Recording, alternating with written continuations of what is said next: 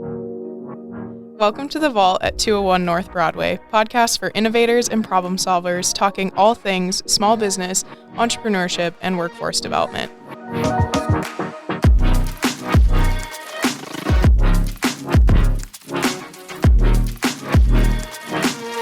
Last episode, we talked with Maddie about being a young entrepreneur navigating starting her own photography business. And this week, we're excited to have our owner of It's Roasted, a local food truck slamming the food truck scene here in Billings, Montana.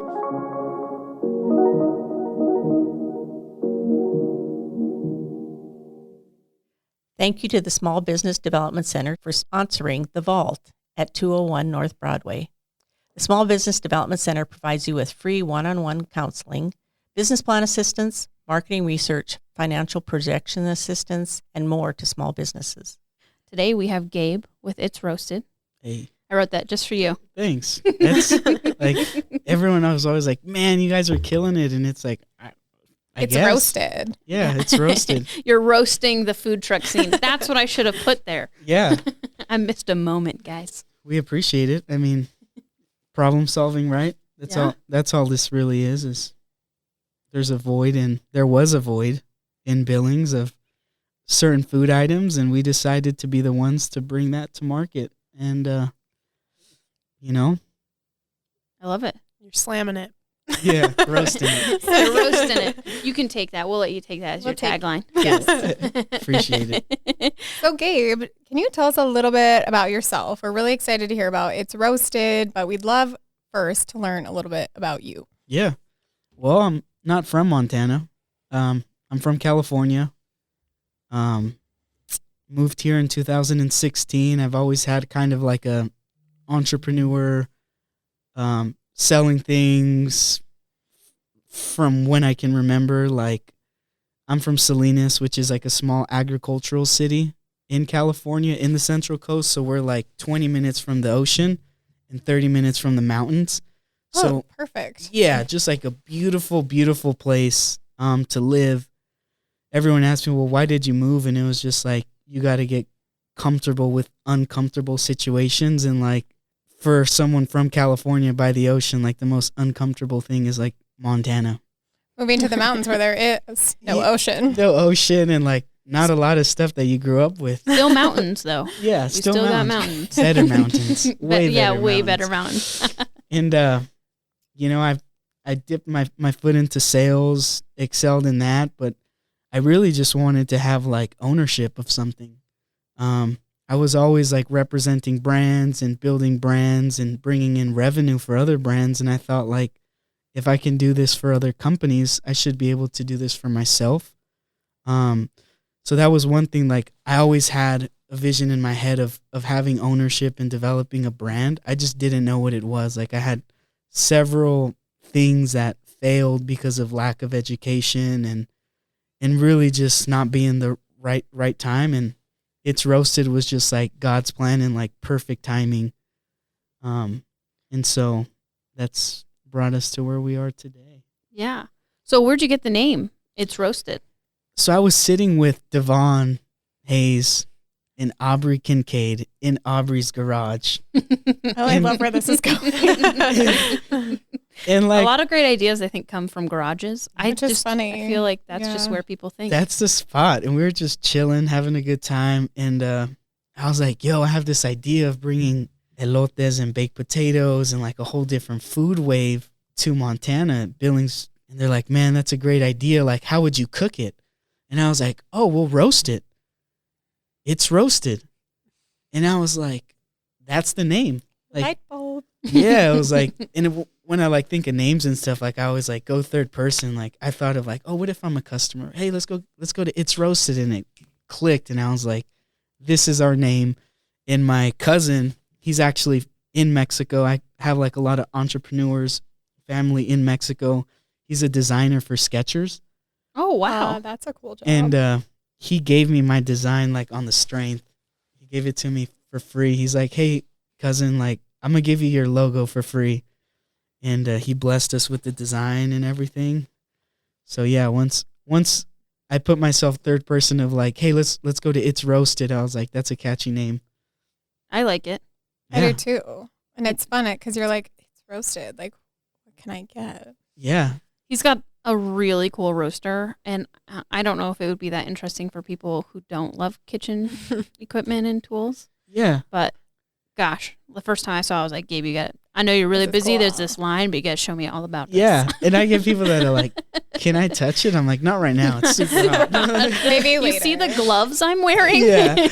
It's a really cool custom-made machine that we had done in Texas. So has cooking been part of your background, upbringing? Like, not really. My mom is a horrible cook. Okay.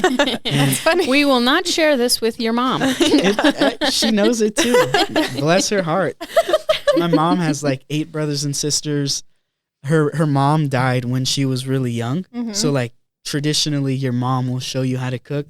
My aunts that are older that got to be with my grandma, like they all can cook really well. But like from my mom down, like not that good at cooking.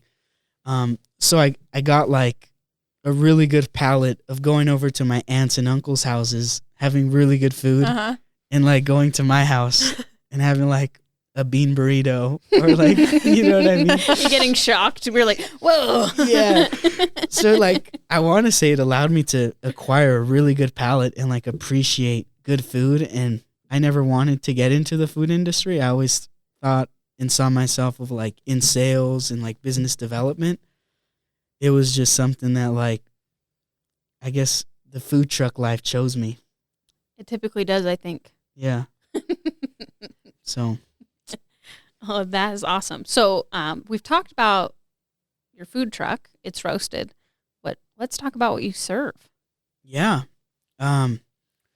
So we always introduce menu items and we always do things from like the customer perspective because we're customers too, right? Like we still go eat at a bunch of different places. We still go shop at a bunch of different stores.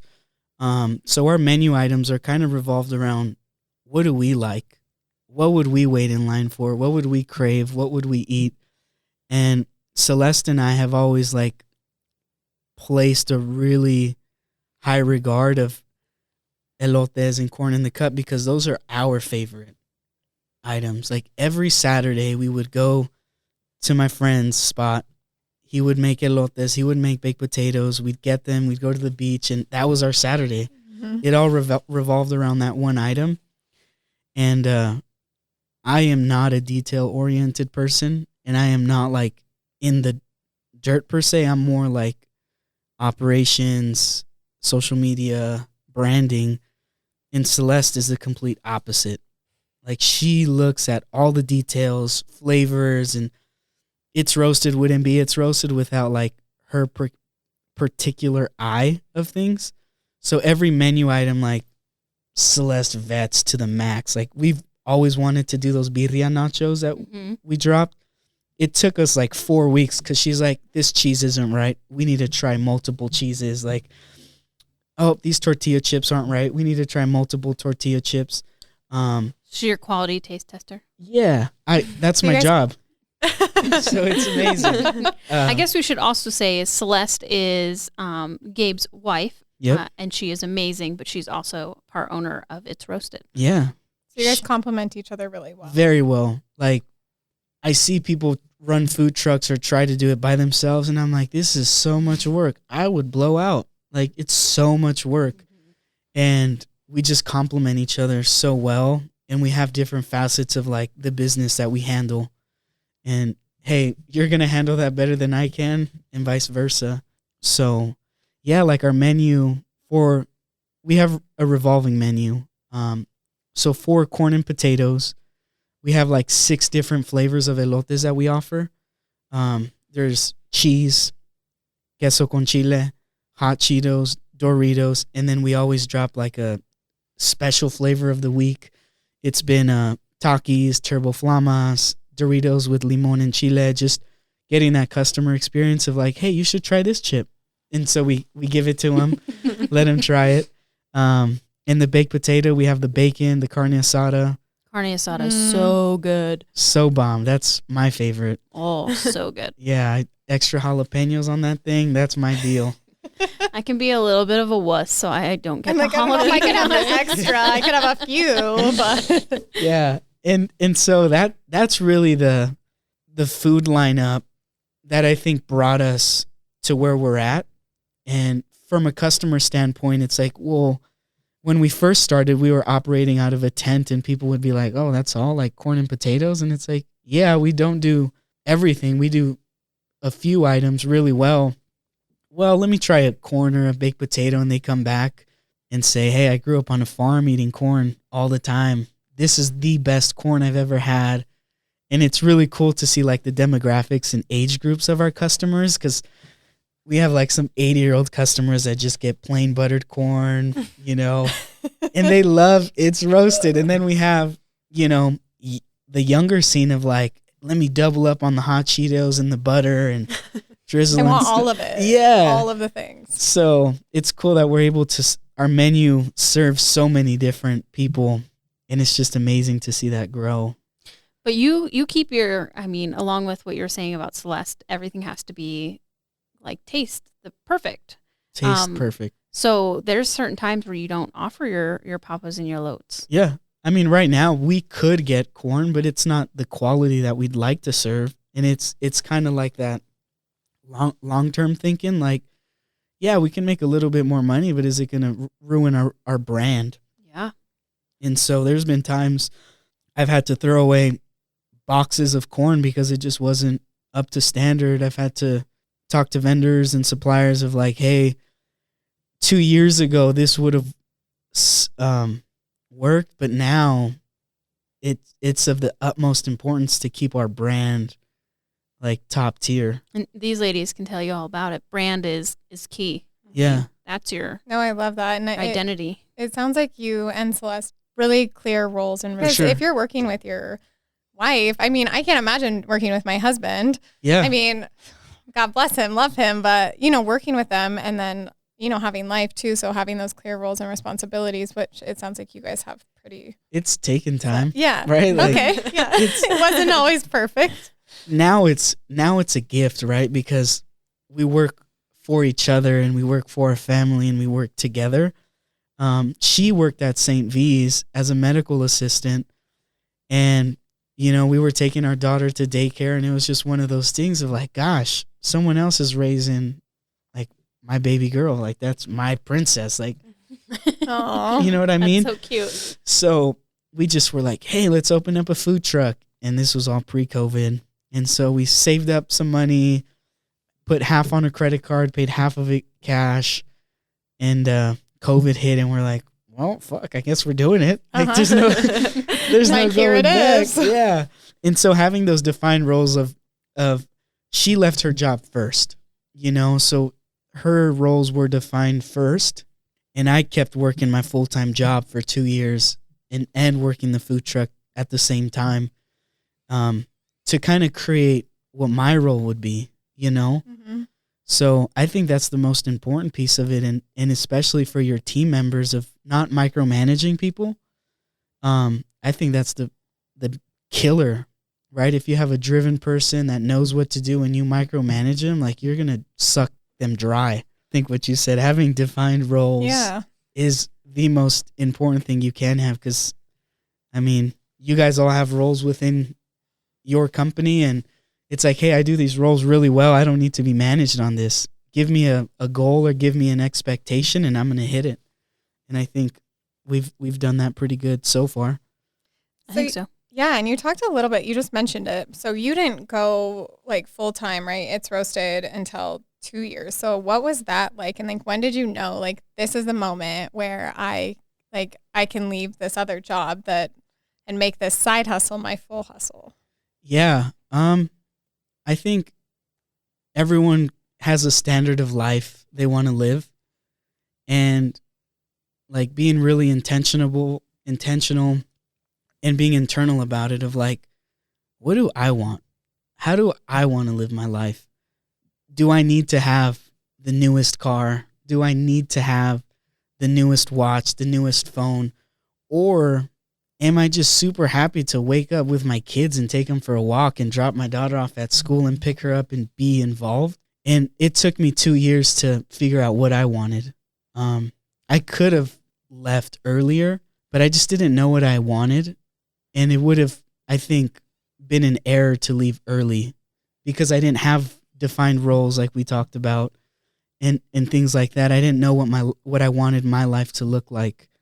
So it was really hard at first. But I mean, so I grew up in Salinas, California, and it's an agricultural city, and there's people that are working 14, 15, 16-hour days working in a field. And I'm like, well, I'm not working in a field, so I guess I could work 15 hours, right? Mm-hmm. So it was waking up really early and having great time management skills of like going to my job, doing sales calls, executing on those sales calls, and still not taking away from the company and bringing revenue towards them. And finding that after hours of like, okay, this is when I work on my business. So it was like working from 7 a.m. to, 7 p.m. or longer, 6 days a week. And it's just a workload that you have to say, well, I'm going to do this for a little bit. I'm going to do this to get where I need to go. And I think all the work that you put in during that time allows you to like create the brand and have people grow with you, No, I think that's great. And it, you mentioned Devon and Aubrey, but during this like journey of It's Roasted, were there other people that you found like really that helped your guys' journey to get to where you are today? Yeah. Like the biggest help to start up was my friend Fabian, and his family had been like roasting corn and roasting potatoes for like 20 years. Like that's all they did. And I had asked them, like, hey, man, can I have your family's blessing to bring this to Montana? And he was like, sure. Like, I know who you are as a person. Like, you're not going to have our company name, but, like, we're going to give you the tools to become successful. And so he was, like, the biggest help. Answering calls, like, Riverstone Health. Like, there's all these different moving parts of getting into the food industry and meeting people. Right? Like networking. I never really liked to network. I was like, you move. Yeah, same. Does anyone? Yeah. You move from California to Montana. Like people are giving you stink faces. Like, oh, you're from California, And I met like really cool people. Like I met Kayla at Zoot Enterprises. Oh, yeah. That was we did a kitchen meetup. That was the first time I met Kayla. And Kayla introduced me to Gigi Marie, and like ever since I met Gigi Marie, I've been sharing her commissary kitchen with her, and it's been 2.5 years, right? Yeah. And I think it's just like creating relationships and watering them. Yeah. I love like that. checking in with people. Like I think the journey is all about relationships and who you meet and like growing with people. Like I said before, like life is short. Grow with people, water them, because we're all going to need to be watered at some point in time too. Like I've had really shitty days and bad months and whatever, but like the people that I pour into, they pour into me. So it's like all yin and yang. Oh, I love that. I like the watering thing. That sounds like a good analogy. Yeah. All right. I have questions for you. Cool. What's one piece of advice that you've gotten throughout this journey that you were like, that was the most helpful advice I've received? From a business perspective?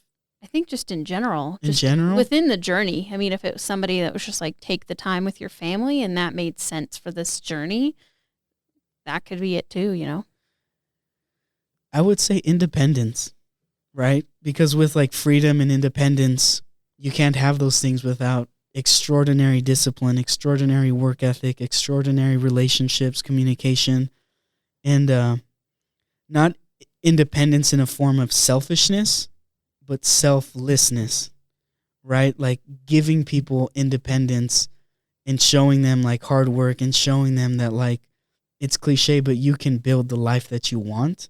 It's just going to take a lot of work. And all my friends, we all like are super positive with each other. And I think that's the biggest advice I would give, like someone wanting to open up a business, don't take the money if you don't need to, right? Like We actually have a video that says that. Really? We play it once a month at our startup roadmap. And it was like, if you don't need to take the money, then don't take the money. Yeah. Like, this whole thing has been bootstrapped, and I think you learn so much more from putting up your own funds, and it allows you to be much more, like, resourceful, you know? And that's the thing of, like, teaching people how to fish instead of just giving them fish. So I think independence is like the biggest thing I would tell someone. Like, don't take money if you don't need to. Take advice. Yeah. Because the people that did it and are doing it will give you the advice for free. You know what I mean? It's free. Like, just take the advice and work on it. Yeah. So I would say that. I feel like we'll become a broken record on here saying this, but business owners love to talk about their business and things that they've learned in their own journey. Hence why we have them come on here. Right. But you can learn a lot from them, and they would rather you not make the same mistakes as they did. And so that's so helpful. Just reach out, ask people, talk to them, have the conversations. Write notes. It's so impactful. Yeah, I've told Moltz, hey, can you say that again? Let me write Let this me type down. that out, please. You know, like, Seriously. We all just pretended to text on our invisible phones. Yeah. But you guys I've been can't see that typing. right now. Yeah. Typing the notes. So you guys have had like such a cool journey, and we're really glad you're in Montana. Thank you Thanks. for coming from California. We're glad to have you here. What's coming up in this next year with It's Roasted that we should like be excited about? this is going to be a year of tremendous growth. And finally being able to grow the way we've wanted to grow, but it's taken time to build processes and scale our team to be able to do what we've wanted to do. Like, Celeste and I have menu items for like the next 3 years. And it's kind of that thing of like, we could drop it now, but why? Right? Like, people are already happy, satisfied, you know, and just dropping little things, right? It's going to be a year of just blessing people's palates. I can't wait. Like, I'm ready. I'm like, if you ever need a taste tester, I'm sure we're all available. Yeah, we're for sure here for you. For sure. We will travel. Okay. Yeah. Cool. And you said you did weddings too, so you guys cater, you do Yeah. lots of things. Yeah, and it's kind of like sticking to what you're good at. Yeah. For us, weddings like over 150 to 250 people have kind of been our sweet spot. Mm-hmm. Anything lower just really doesn't make sense for our team and that. And anything above, it's just, we want to push out the best quality. Yeah. And so that 150 to 250 marker is kind of our sweet spot. And just being out in the public and being in the streets and knowing that, like, the people know where to come on a Saturday in June. It's June on a Saturday. You're going to pull up to It's Roasted and get some super good food. So we just want to be consistent, and we're always going to be consistent. But that's going to be like our driving force, is consistency in our customers. I'm excited. Where's June at? Yeah, real exactly. I'm question. like, we're heading into winter, and that does not seem fun. Yeah, we'll be open sooner. I just said June because that's like peak food truck season. So true. We've talked about going to It's Roasted, but where can people typically find you, and how can they find out more information about you? Yeah, our Facebook page. You know, we do have a website. We do have online ordering, and it's come to be a good problem, I guess. We've set up an online platform to order, but there's just so many people that just wait in line to get food that we shut online ordering down. Mm-hmm. You know, so as long as the people keep coming out and staying in line, it's like, it's funny. Like, everyone like, man, are you selling Jordans? What are you doing? Like, people are lining up, and it's like, you know, we appreciate that so much. Like, I get butterflies every Saturday. Like, we do a little team huddle before Saturday. Like, look, guys, there's 20 people in line. Let's crush this first hour to be in a really good spot. So you can find us at our normal spot in the mall. Rimrock Mall has a food truck court facing Central by Krispy Kreme. We're going to be there consistently, and probably find us at all the big events that Billings has to offer next year as well. Awesome. So Exciting. And how fun is it to have like people waiting and that, you know, like it's such a fun thing, like people coming around because they love your food. They love coming out with their family and friends, and like they're coming because they're gathering around your food. Well, like, and I think that's just part of the like food truck experience. Like exactly, waiting in line. it's the whole, like, that's the ambiance of Right. food truck food. It's like you stand there, wait in line, order, you wait for your food, and then you get it and you stand there and eat. Right. And that's actually like the key, I think, to why people appreciate what we do. Cause like our roaster's on, you can smell the corn, you can hear the corn being shucked, you can see some Mexican dude like shaving off all the corn and stuff, like, which is hard, by the way. Like husking corn and then getting all those like pieces off, it is not an easy task. You get really good forearms and grip strength. I bet. I'm like, your hands are probably so strong. I probably shucked 10,000 ears of Oh my corn. gosh. It's like just crazy. You guys can't see his arms right now, but he looks like the inflatable arms from SpongeBob. Right? Gosh. It's not, but to go back to like, it's not fun. Like, maybe fun wasn't the right word. Like exciting. It's fun once you finish the line, right? Because it's like, stressful. Adrenaline, To have the line. intense. yeah, because we didn't always have a process, and we didn't always have like systems and procedures. And like when we first started out of a tent, like it was the worst. People would wait like 45 minutes for food, and I'm like, you know, it's just like it's a struggle, and you're learning, but like I don't know why people still kept showing up. Yeah, because like Because of the 'Cause the food food and was the people. Good. yeah, it was like 40-minute wait times, and it wasn't until this year where we had like a system and a process. And that's when we were able to start serving 100 people every Saturday, 150. Bigger events, we're serving 500-600 people. It's fun once you're done, but like in the heat of like the battle, I guess, it's like, let's be fast, let's keep quality, let's get these people excited to come back and demolish their food. Like want to come back and order more. Yeah. That's something anyone that has worked in food service and it gets backed up or busy like that, you like turn around and see that line and immediately your stomach just drops. Yeah. But then like you mentioned, after they've all gone through, and it's really rewarding because they say like, you know, your stuff's always so good. And it Right. must mean something that they're waiting in line for 45 minutes to an hour for your food. Like Yeah.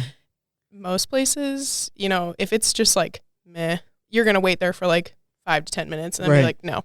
Yeah. But it must really mean something if they're going to wait it out and wait for that super good food. Yeah, and that's how we're like, what's the worst thing about our business? Right? Like we had to be real with ourselves. The worst part about our business was the line, was waiting. So we're like, once we eliminate that, it's fair game. Yeah. And so that's how we're going to get into these bigger events. Like we got into really big ones this year, but not at the beginning because I was still working my full-time job. And I didn't have food experience. Like I never worked in a kitchen before. So I didn't have that experience per se of like, oh, we need systems and procedures and write everything down. And this person does this and that. And I'm like, dude, I just know how to like build a brand is all. And so, But you guys have built a strong one. So, you know, like bringing all those skill sets into play yeah, and learning along the way. for sure. Now that you have the process and procedures, what's the biggest event that you've done so far? How many people? It's the three biggest were the Strawberry Festival, Brews and Barbecue, and the Food Truck Battle. Those are some big, heavy hitting events. Yeah. And things. The biggest one was, I think, the Food Truck Battle. Because, like, when you have a line, like, you're not focused on anything else except tickets. Like, we were calling out orders, like, within 20, 30 seconds. And our line was probably the biggest at the Food Truck Battle. We had a line, I want to say, of, like, 75, Oh, wow. Oh my 90 gosh. people. That's Like, awesome. Like consistently throughout the day or for, like, 3 or 4 hours. wow, that's awesome. And people were like, dude, I love you, Gabe. Here's my ticket. I'm not waiting in line. I was like, I appreciate that because they still like voted for us or whatever. But yeah, that was by far the biggest event. This one. Scary too. Yeah, You because probably not learned only a lot. Yeah. It's Not scary only are going you- sometimes because it's overwhelming with how many. They had the most food trucks. I think they had like 40 food trucks this Yeah. year. not only are you the pressure of like serving customers and serving quality food to customers, but then it's like this is a contest. Like, Yeah. this is a competition going Exactly.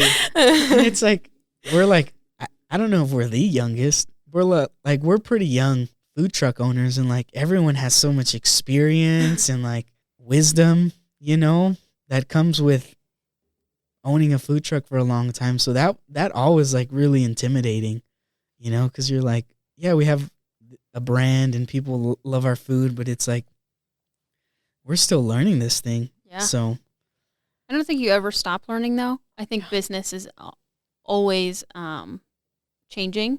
for sure. And I think that's what you were saying earlier is you have to be comfortable with the uncomfortable. And I think that's, as a business owner, an entrepreneur, you always have to be comfortable with consistent change 100%. occurring in your business. Yeah, I wanted to bring up that you said that as well, because I think that's just like a crucial thing for any entrepreneur, anyone starting a business, or honestly, Just like anyone. anything in your life, like anything new, All the is things. just learning to be comfortable with the uncomfortable and like stepping out of your comfort zone. And so, yeah, I wanted to bring that up because I think that's so valuable. And For sure. yeah, can we get that like written on the wall somewhere?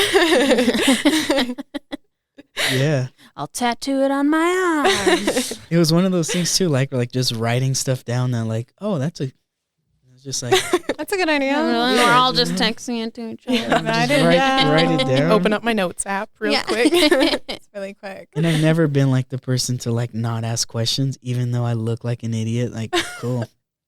I'll You know I'll the ask. thing Ask the though, questions. I learned in college, I've learned in high school, like everyone else is asking, like has the same question. They just don't ask it. So I think the brave people are the ones that do ask it because everyone else doesn't know either. Right. You know what I mean? Like no one else knows. They're just not going to raise their hand and ask. Yeah, Because they don't want to look like the idiot. Except Right. everyone So you just got else. to take that one for the team. exactly. Because they're all thanking you. And everyone's like scared to like bring that thing, right? Like there was a couple people who were like, oh, corn and potatoes, like yeah, man, like elotes and papas.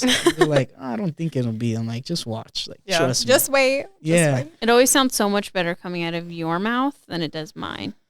Let's see here. Can you say it one more time? Yeah. Both. So I say, because I'm, elotes and papas.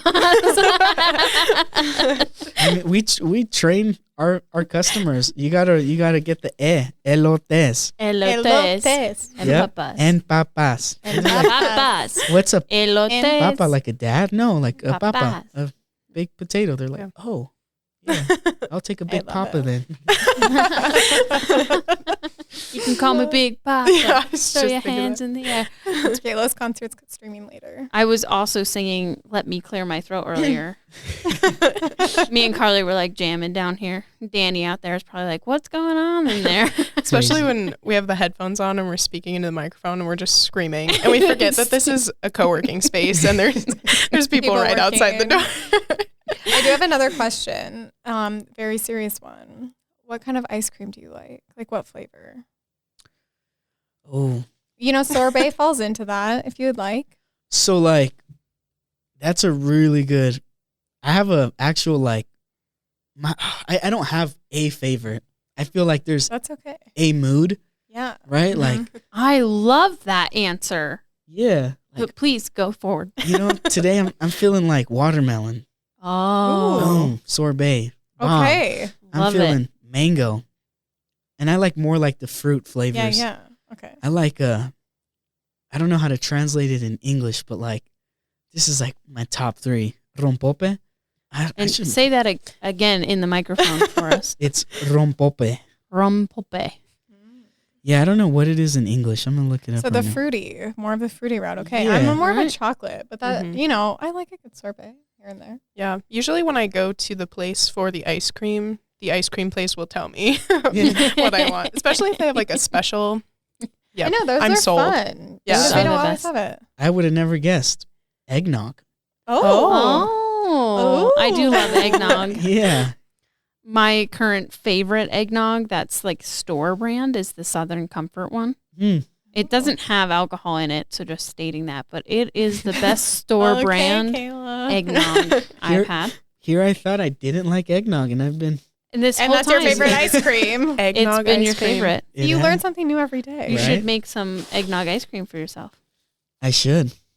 I have the machine too. It's just getting to work. Right. Well, thanks so much for coming and joining us today and sharing your information, your business journey, and Appreciate it. Your story. It was really fun to have you. yeah, super fun. Thanks And for having me. I'm sure tons of people will be like, yeah, I'm going to get ready to be comfortable with the uncomfortable because Gabe told me so. And he Yeah. said it's okay. He said it's okay Because Kayla's getting it tattooed on her arm. because I'm going to get it tattooed on my arm. And next time Video you see to me, I come. might have it on my neck. We can take pictures. It'll No be fun. regrets, right? Yep. No regrets. Exactly. Not a single letter. Cool. Oh. Well, thanks for having me, guys. It was super cool time. Yeah, thanks so much. We appreciate it. We do. We look forward to food truck season Yeah. 2023. So we have to come 2020. visit. We'll Yeah. be a part of the line. 2023. That sounds. Ugh. Isn't that Crazy. Crazy. I know. It does. Thank you for joining. You can find the resources and tools mentioned in today's episode at the vault at 201.com. If you like this episode, be sure to subscribe and share with a friend. And be sure to watch for our next episode on resources for your small business. I swear it won't be dry. It'll be fun, guys.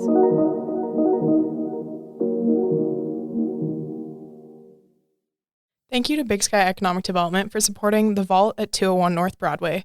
Big Sky Economic Development provides leadership and resources for business creation, expansion, retention,